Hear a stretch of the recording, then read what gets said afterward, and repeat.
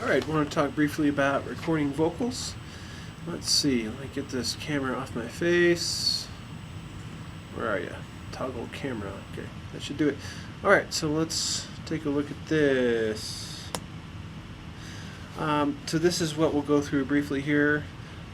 Brief introduction, talk about preparation for vocalist and engineer, the types of microphones, microphone positioning, the type of headphones and headphone considerations, and finally getting the best performance possible. Alright, now the human voice is going to require more attention arguably than any other instrument. First of all, because it's probably going to be the loudest thing in your mix, and second of all, people are a lot more familiar with the human voice than they are with anything else that would be in your track, since we've heard the human voice ever since we heard our mother's voice or whatever we first started hearing. So we've heard the voice for a long time, and our reference is a lot stronger for the human voice.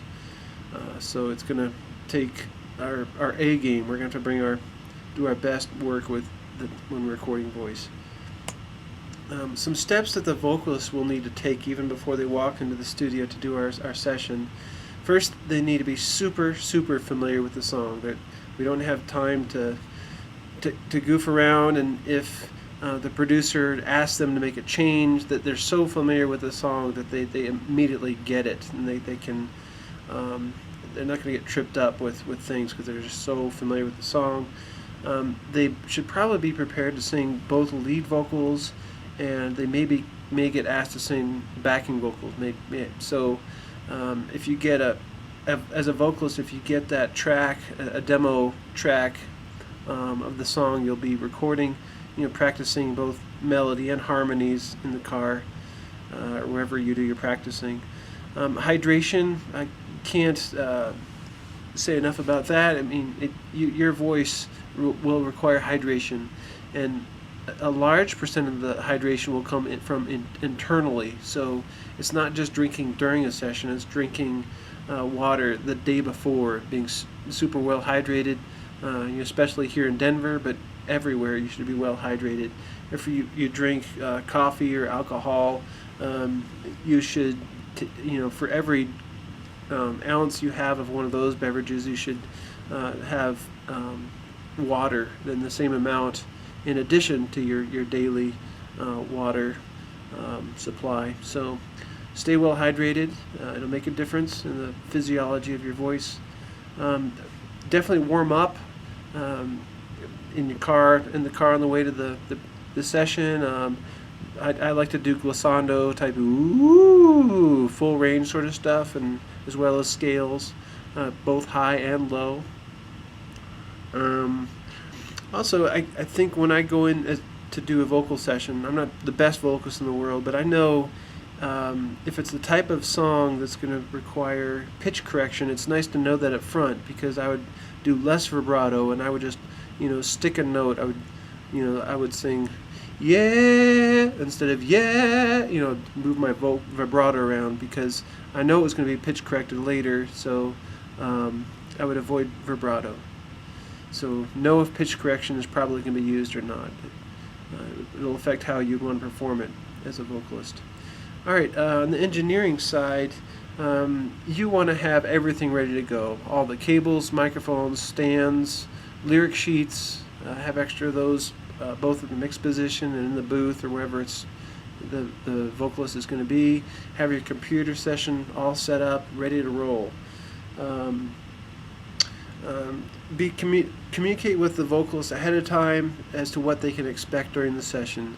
It's always better to over on the side of over communication, so that when they come in, they're not going to be asking, what are we doing? You want them to know what's going to be asked of them when they come into the studio. Some engineers will go through EQ units or compression, limiting sort of things even before it hits the recorder, so they'll record those effects right into the computer or whatever you're recording into. If you know what kind of EQ you're going to want during the mix, you could create that on the front end as you're recording it. If that's not something you're familiar with, then it's better to just record it straight in. When just one last thought here is that when the vocalist is checking their levels, have them sing the loudest portion of the song, and then check your levels there in the computer based on that. It should be peaking around 2/3 or 3/4 of the meter should be filled up. And I'd encourage you to record 24-bit resolution. Okay. Types of microphones, by and large, you'd be using large diaphragm condensers like the one on the left here, but sometimes with louder types of vocals, louder male vocals in particular, a large diaphragm dynamic microphone like the SM7 or that's in the center there by Shure, or the Electro Voice RE20, those can show up as for louder male vocals or louder rock vocals. And then on the far right is a ribbon microphone for some types of songs. Again, those might be the right solution. With a ribbon microphone, some people would add EQ, boost the high end of those going to tape. And a ribbon microphone has a lot less output than either of the other two, so it's going to really test your preamplifier. So have a good preamp for a ribbon microphone. Microphone positioning, the distance is going to vary based on the type of song, the type of voice, the loudness of the voice, the type of room it's in, because the closer you are to the mic, you're going to stop hearing that room as much and you'll hear more of the voice. And also between the verse and the chorus, they might be whispering on the verses so that the mouth would be really close to the microphone, and then during the chorus they really belt it, so they might want to back away a little bit.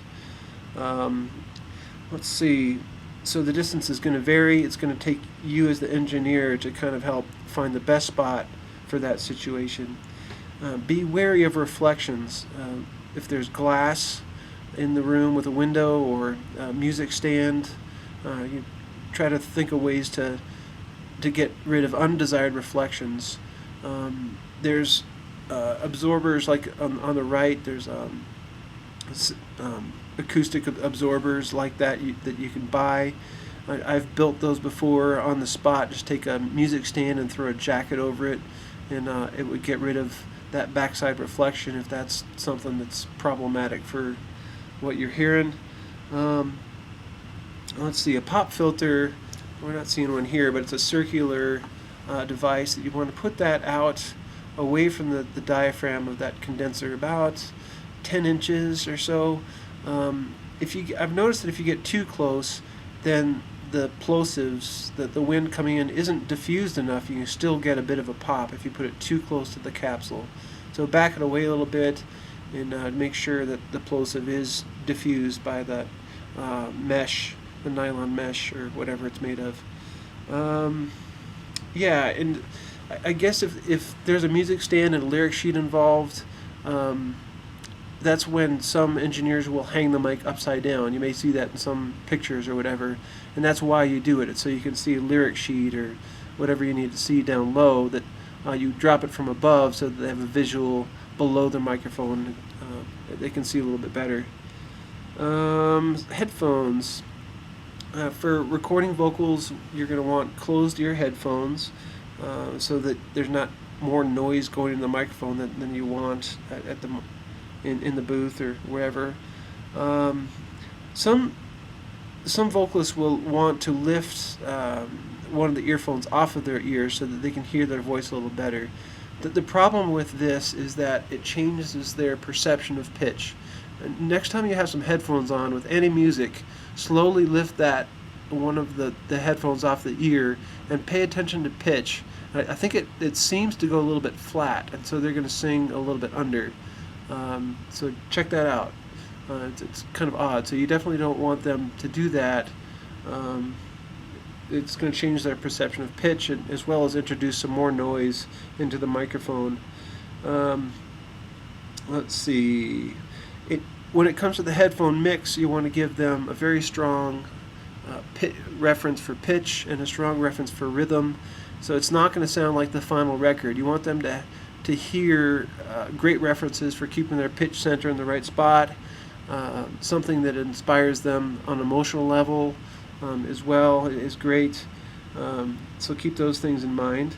Also, you might want to give them some reverb just to kind of make them feel like flattered. That they call it. Some people call it flattery reverb. And it's, if you have the ability to give them control of the loudness of their overall mix, at least, if not control how much reverb or how much of their voice versus the backing track, those can be beneficial controls for the vocalist, so they don't have to keep on asking you to tweak things. They have direct control right where they are. Let's see. Above all else, we want to get the best performance as possible. It always comes down to the performance, the song itself, the skill level. But you know, if you can capture a passionate, emotional performance, that just does so much for creating a great track. So if you have to put on the producer's hat, you want to find the balance between pushing the artists, you know, and encouraging them. You want to say nice things to them. You want to say critical things in the right way to them. And as you say critical things, you don't want to give them too many things to think about. I try to just give them, you know, one pointer at a time. You know, after they do a take of their vocal, I'll say, you know, you were a little bit on top of that pitch, or whatever. I'll try to give them one thing to fix at a time. This is pretty important, that when they come into the studio, you should be ready to roll. That you don't want that musician to be ready to give the performance of a lifetime and you're still wrestling with microphones and cables and software or whatever. That you want to be ready to roll when they are. So make sure that happens. If you're going to show up to the studio at 2, don't ask them to show up at the studio at 2. You show up well in advance of that and make sure everything's just ready to go right when they get up there, so you can relax and interact with them and get them ready for their performance. I like to do full takes of the song so that they're always singing phrases and sections of the song in context.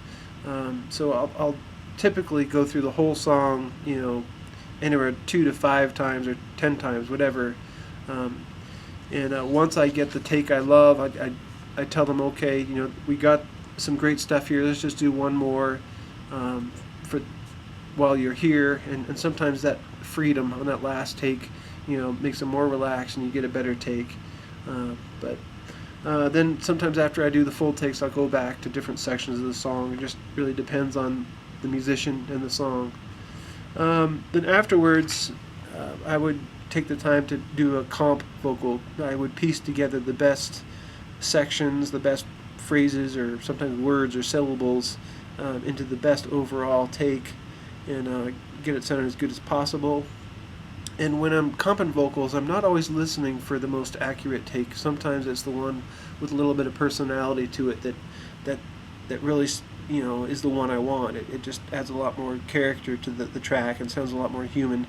So sometimes I'm listening for something with a little more character. Even you know, quote unquote mistake, you know, can sometimes add some nice color to the take. So yeah, so that's pretty much all I got for recording vocals, and yeah, that'll do it.